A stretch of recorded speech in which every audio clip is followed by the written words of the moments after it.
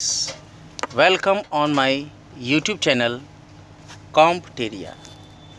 A previous lecture of ancient Indian history we discuss about न्याय प्रशासन व्यवस्था, ऋग्वैदिक कालीन न्याय प्रशासन व्यवस्था, जिसमें हमने ऋग्वैदिक कालीन प्रमुख जनों के बारे में 12 जनों के बारे में चर्चा की और हमने ऋग्वैदिक कालीन प्रसिद्ध संस्थाओं में विदत, सभा, समिति, गण और परिषद के बारे में चर्चा की। अब हम ऋग्वैदिक कालीन की सामाजिक जीवन पर प्रकाश डालेंगे।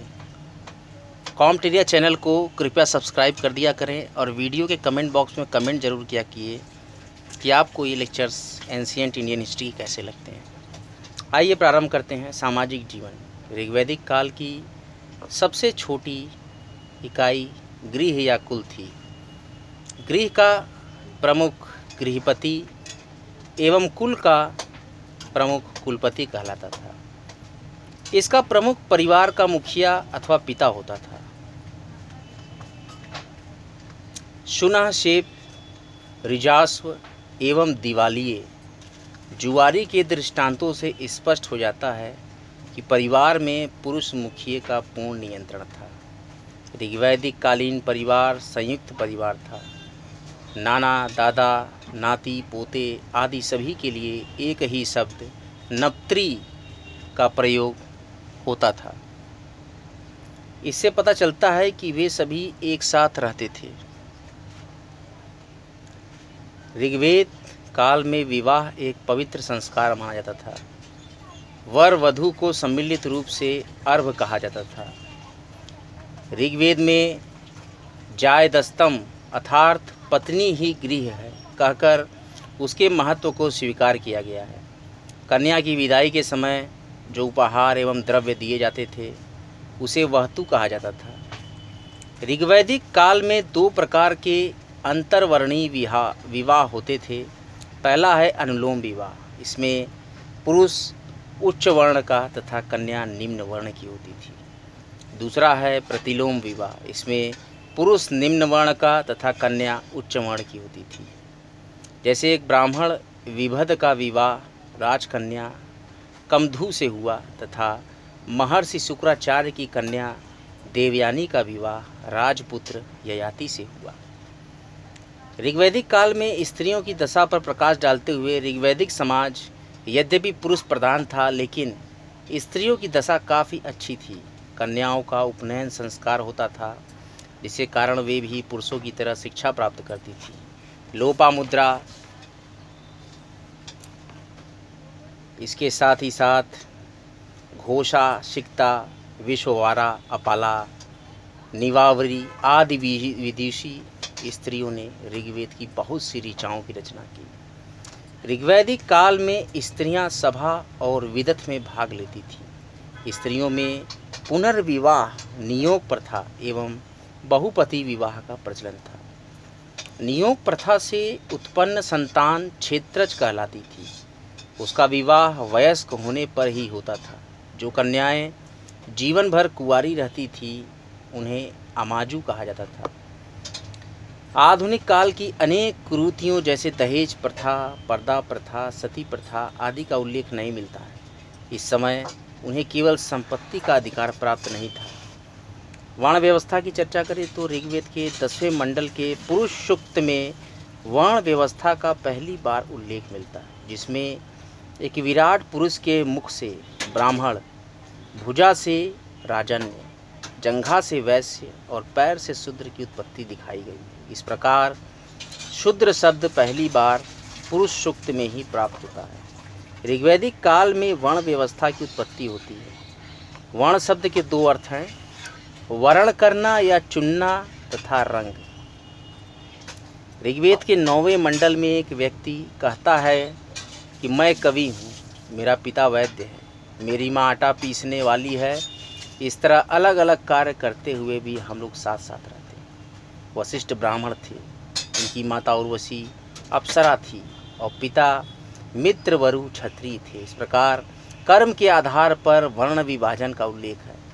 वर्ण के दूसरे अर्थ रंग की शुरुआत तब हुई जब आर्यों ने यहाँ के मूल निवासियों दास एवं दस्युओं से संघर्ष किया। आर्य गौर वर्ण के थे, जबकि दास एवं दस्यु काले थे। इस तरह रंग के आधार पर विभाजन की शुरुआत हुई। आर्यों ने अनार्यों को अनासह यानी बिना नाक वाले, और मृदवाक यानी आर्य भाषा न बोलने वाले, और देव पीयु यानी देवताओं का निंदक, और अदेवयु यानी देवताओं को न मानने वाला, और अयज्वन यज्ञ न करने वाले, और अकर्मन कर्मकांड न करने वाले, और अव्रत वैदिक व्रतों का पालन न करने वाले, ऐसा कहा। आर्य मांसाहारी तथा शाकाहारी दोनों प्रकार के भोजन करते थे। भोजन में दूध, दही, घी आदि का विशेष महत्व था। दूध में जौ डालकर क्षीर पकौधन तैयार किया जाता था। जौ के सत्तू को दही में डालकर करम्भ नामक भोज्य पदार्थ तैयार किया जाता था। ऋग्वेद में चावल और नमक का उल्लेख नहीं है। मांसाहारी भोजन में मुख्यतः भेड़ बकरी के मांस का प्रयोग होता था। गाय को अघन्या कहा गया। अघन्या का मतलब है वध न करने योग्य। ऋग्वेद में मछली का उल्लेख नहीं है, यद्यपि कुछ इतिहासकार इसका खंडन करते हैं। सूरा के पान की निंदा की गई है, जबकि सोम का पान प्रशंसनीय था। ऋग्वैदिक काल में 3 प्रकार के वस्त्र प्रचलित थे। नीवी जो कि अधो वस्त्र था, शरीर के निचले हिस्से में पहना जाने वाला वस्त्र। वास जो कि उत्तरीय था, जो कि शरीर के मध्य भाग में पहना जाने वाला वस्त्र। और अधिवास यानी द्रापी, जो कि शरीर के ऊपर से ढकने वाला वस्त्र, जैसे शाल, चादर आदि। वस्त्रों में कढ़ाई भी होती थी। पुरुष उष्णीय भी धारण करते थे। उष्णी का मतलब होता है पगड़ी। स्त्री पुरुष दोनों आभूषण प्रेमी थे। कान, गर्दन आदि में आभूषण पहने जाते थे। रुक्ष गले में पहना जाने वाला स्वर्ण हार था। निष्क भी स्वर्ण का ढेर एवं आभूषण था। ऋग्वेद में चांदी का उल्लेख नहीं है, जबकि अयस शब्द तांगे या कांसे के लिए प्रयुक्त हुआ है। आर्य घोड़ों एवं रथों के शौकीन थे। वे वाद्य संगीत और नाच गाना तथा जुआ खेलना पसंद करते थे। वाद्यों में दुंदुभी, करकरी और वीणा का व्यवहार था। आर्य संगीत के 7 स्वरों से भी परिचित थे एवं मनोरंजन के लिए विभिन्न प्रकार के उत्सवों एवं समारोहों का आयोजन करते थे। ऋग्वेद में दास प्रथा विद्यमान थी। पुरुष और स्त्री दासों का उल्लेख मिलता है। पुरोहितों को दक्षिणा में दास दिए जाने की बात बार बार आई है। मुख्य रूप से दासियां दी जाती थीं, जिनसे घरेलू काम कराया जाता था। दास खेतों के कार्यों में नहीं लगाए जाते थे। आर्थिक जीवन की चर्चा करें तो ऋग्वैदिक आर्यों का प्रारंभिक जीवन अस्थायी था और उनके जीवन में कृषि की अपेक्षा पशुपालन का अधिक महत्व था। पशु में गाय की सर्वाधिक महत्ता थी। गाय की गणना संपत्ति में की जाती थी। ऋग्वेद में 176 बार गाय का उल्लेख मिलता है। आर्यों की अधिकांश लड़ाइयाँ गायों को लेकर हुई। ऋग्वेद में युद्ध का पर्याय गविष्ट यानी गायों का अन्वेषण है। इसी प्रकार गवेषण, गोशु, गत्य, गभ्य आदि सभी शब्द युद्ध के लिए प्रयुक्त होते हैं।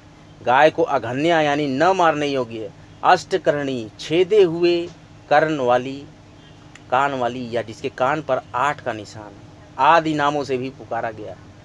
पणि नामक व्यापारी पशुओं की चोरी यानी गाय की विशेषता चोरी करता था और करने के लिए कुख्यात हो गए थे। और एक अन्य प्रकार के व्यापारी वृबु का उल्लेख है, जो दानशील थे। गाय के अलावा दूसरा प्रमुख पशु घोड़ा था। घोड़े का प्रयोग मुख्यतः रथों में होता था।